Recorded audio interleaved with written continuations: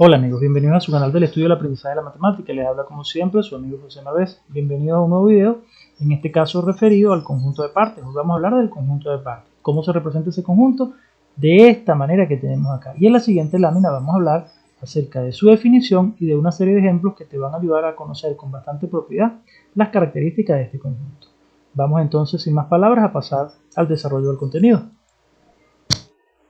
Decíamos acá que el conjunto de partes se representa de esta manera, ¿verdad? El conjunto de partes de A va a ser igual a esto que tenemos acá. Y esto no es más que una X mayúscula que representa un conjunto. Es decir, los elementos de parte de A van a ser conjuntos.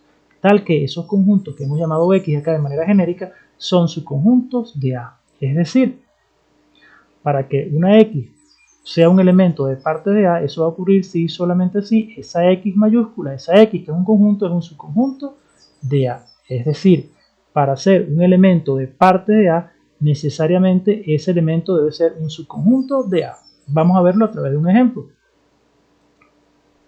Acá tenemos un conjunto A formado por los elementos 1, 2 y 3 y vamos a determinar el conjunto de las partes de A. Entonces ya sabemos que el conjunto de las partes de A son todos los subconjuntos posibles que podemos obtener del conjunto A. Entonces, aquí tenemos el resultado, parte de A es igual a vacío como primer elemento. ¿Por qué vacío? Bueno, recordemos, yo les hice un video, ¿verdad?, donde hablaba de la caracterización del conjunto vacío, y una de las propiedades que nos señala la caracterización del conjunto vacío es que el vacío es un subconjunto de cualquier conjunto, y como es un subconjunto de cualquier conjunto, será un subconjunto de A, y al ser subconjunto de A, ¿verdad?, si X es subconjunto de A, entonces esa X va a pertenecer a parte de A. Entonces, como X, o mejor dicho, como vacío es un subconjunto de A, por lo tanto pertenece a las partes de A.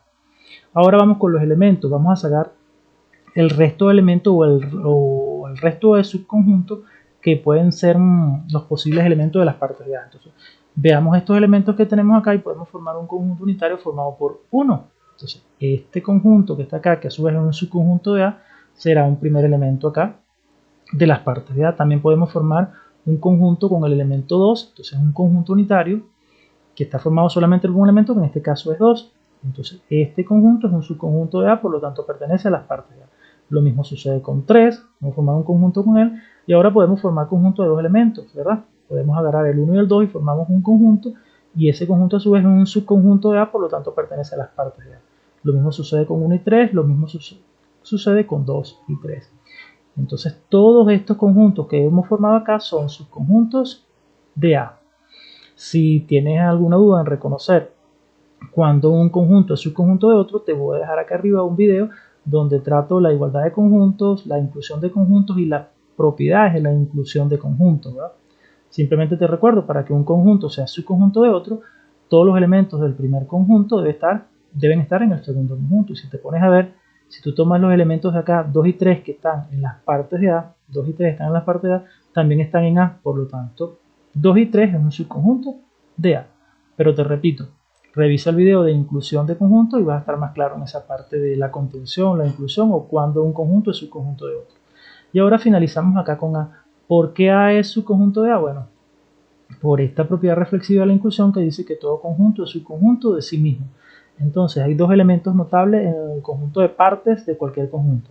El vacío, por lo que le decía, la caracterización del conjunto vacío, el vacío va a estar contenido en cualquier conjunto, y si está contenido en cualquier conjunto estará contenido en A, por lo tanto forma es un elemento de las partes de cualquier conjunto, en este caso de las partes de A. Y el mismo conjunto siempre será subconjunto de sí mismo, entonces como A es subconjunto de sí mismo, siempre formará parte de los elementos de las partes de A. Y luego el resto de subconjuntos que vamos a obtener los vamos a determinar jugando con estos elementos, formando todos los subconjuntos posibles a partir de los elementos aislados que forman el conjunto con el que estemos trabajando. ¿Ok? Vamos a hacer un segundo ejemplo para dejar esto más claro. Dado este conjunto A formado por los elementos A, B, C y D, nos piden determinar el conjunto de las partes de A. Vamos a dar una notica acá que dice que si A tiene n elementos, entonces parte de A tiene 2 a la n elementos. Es decir, ¿qué es lo que nosotros vamos a hacer para determinar el número de elementos de las partes de un conjunto? Simplemente contar el número de elementos 1, 2, 3 y 4, es esta n, que es el número de elementos de A, y entonces esa n va a ser el exponente de un 2. 2 a la 4 será 16. Entonces 16 será el número de elementos de las partes de A en este caso. 16 elementos. Vamos a verlos acá de manera explícita. Partes de A. Vea que comenzamos con vacío, ya lo decíamos, porque vacío está contenido en A, es un subconjunto de A, y al ser un subconjunto de A, formará parte de los elementos de las partes de A, valga la expresión. Vean que acá finalizo con A, ya les decía, porque todo conjunto está contenido en sí mismo, y entonces al ser A un subconjunto de sí mismo, tendrá que ser parte de las partes de A. Y ahora buscamos el resto de 14 elementos o subconjuntos que forman parte de este conjunto, de las partes de A. Entonces empezamos a formar los conjuntos unitarios con estos elementos. Agarramos A y formamos un conjunto y tenemos este subconjunto de este conjunto A. Agarramos B y hacemos lo propio, un conjunto con B, un conjunto con C y un conjunto con D. Tenemos 4 conjuntos unitarios de un solo elemento a partir de estos 4 elementos. Pero ahora vamos a formar los conjuntos de 2 elementos, ¿verdad? Entonces podemos formar con A y B un conjunto que a su vez es subconjunto de A. Un conjunto con A y C, aquí lo tenemos. Un conjunto con A y D, acá lo tenemos. Un conjunto con B y C ahora, B y C, acá lo tenemos. Un conjunto con B y D, acá está. Un conjunto con C y D, y acá lo tenemos. Ya hemos formado todos los conjuntos posibles de 2 elementos, ¿verdad? Ahora vamos con los conjuntos de 3 elementos. El primero podría ser A, B y C, que acá está. Luego A, C y D, que acá está, A, C y D. Luego tenemos A, B y D, que aquí está. Y ya tenemos entonces todos los conjuntos posibles de 3 elementos. Bueno, nos falta este B, C y D, que es este que tenemos acá. Y ya tenemos los 16 elementos o 16 subconjuntos posibles que podemos obtener de A. Entonces ya queda definido las partes de A.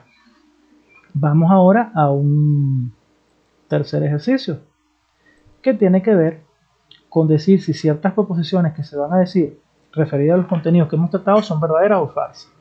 Por ejemplo, la primera, vacío está contenido en las partes de A. Ya decíamos que vacío es un subconjunto de cualquier conjunto, entonces por lo tanto tiene que estar contenido en parte de A porque él es subconjunto de cualquier conjunto, sea cual fuera. Entonces eso es verdadero. Vacío pertenece a la parte de A, también va a ser verdadero. A pesar de que la pertenencia relaciona elemento con conjunto, cuando hablamos de la parte de A, sus elementos son conjuntos. Por lo tanto, aquí es propio que aparezca la expresión o el símbolo pertenece. Vacío pertenece a la parte de A, sí, porque él es un elemento. A pesar de ser un conjunto, es un elemento de la parte de A, porque este conjunto está formado a su vez por conjunto. Entonces eso es verdadero. Vacío pertenece a... El vacío no puede pertenecer a un conjunto a menos que ese conjunto sea las partes de A, que sus elementos son conjuntos. Pero este conjunto, así visto de manera simple, el vacío no puede pertenecer a él, porque ya le decía que la expresión pertenece relaciona elementos con conjuntos. Y el vacío es un conjunto. Es elemento cuando lo vemos a partir del conjunto parte de A, porque recuerden que este conjunto, sus elementos son conjuntos. Pero acá el vacío no puede pertenecer como elemento A porque este es un conjunto vulgar, ¿verdad? Sus elementos no son conjuntos, sino elementos propiamente dichos. Entonces eso es falso. El vacío está contenido en A por lo mismo que decíamos acá. Vacío está contenido, será su conjunto de cualquier conjunto, llámese como se llame, por lo tanto eso es verdadero. A, B y C pertenecen a... Esto es un conjunto, y un conjunto no puede pertenecer a otro conjunto, a menos que estemos hablando del conjunto de partes, que sus elementos son conjuntos. Pero entonces, un conjunto acá no puede pertenecer a otro conjunto, por lo tanto eso es falso. Vamos a ver quiénes son los elementos de A, B y C. Los elementos A, B, C y D, elementos así aislados. Y estos no son elementos aislados, sino que es un subconjunto, en este caso, de A. Por lo tanto, les decía, esto es falso. A, B y C pertenecen a las partes de A, evidentemente que sí. Cuando consideramos el subconjunto de 3 elementos de este conjunto, podíamos obtener el conjunto A, B y C, que era un subconjunto del conjunto A. Vamos a verlo acá, que este conjunto pertenece a las partes de A. Vamos a volver acá, ya que lo teníamos, A, B y C, ¿verdad? Era un elemento de las partes de A, por lo tanto, este conjunto sí pertenece a las partes de A. A pesar de que es un conjunto, podemos hablar de pertenece porque cuando hablamos del conjunto de partes, sus elementos son conjuntos. Y ahí sí podemos utilizar el símbolo pertenece. Entonces volvemos acá y decimos que esto es verdadero. Vamos a una nueva proposición y me dicen A, B y C están contenidos en las partes de A. Evidentemente que no, ¿verdad? ¿Por qué? Vamos a hacer la aclaratoria de que A es distinto del conjunto unitario A, ¿verdad? Entonces, evidentemente que no, ¿verdad?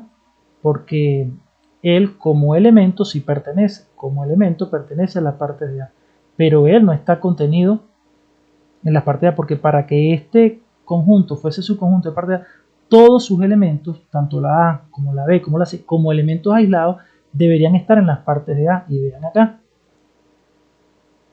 que a las partes de A aparece el conjunto A, el conjunto B, el conjunto C, los conjuntos unitarios A, B y C, pero no aparecen como elementos, no aparecen, la A no aparece en parte de A aislada, como decir A, como A aparece en este conjunto A. Entonces tampoco aparece B, tampoco aparece C, vamos a volver acá. Vean que de manera aislada ni la A, ni la B, ni la C aparecen de manera aislada como elementos de la parte de A, aparecen en forma de conjuntos, porque son subconjuntos de A. Volvemos acá. Entonces ya teniendo claro que A es distinto del conjunto formado por A, podemos asegurar que esto no es subconjunto de la parte de A. ¿Por qué? Porque los elementos A no pertenecen no pertenece a parte de A, B tampoco pertenece a parte de A y C tampoco pertenece a parte de A. Y debe suceder con los tres, que estos tres elementos estén acá y también estén acá para poder asegurar que este conjunto sea subconjunto de las partes de A. Recuerden revisar el video que tiene que ver con la inclusión de conjunto para que esto quede más claro. Pero entonces tenemos que decir que esto es falso. A pertenece a ningún conjunto pertenece a otro. En tal caso está contenido. Solamente podemos decir que un conjunto pertenece a otro cuando hablamos de las partes de A, como en el caso de el vacío, que pertenece a las partes de A, y si hablamos de que un conjunto pertenece a otro, porque resulta que las partes de A, sus elementos son conjuntos. Pero en este caso estamos hablando de conjuntos vulgares y entonces ahí tendrían que la pertenencia relaciona es elementos con conjuntos, no conjuntos con conjuntos. Por lo tanto, eso es falso.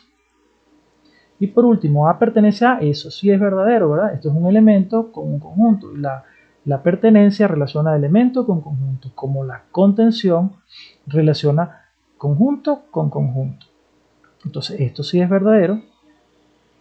Y entonces hemos ya terminado con todas estas proposiciones dando el carácter de verdad o falsedad según lo que ya conocemos.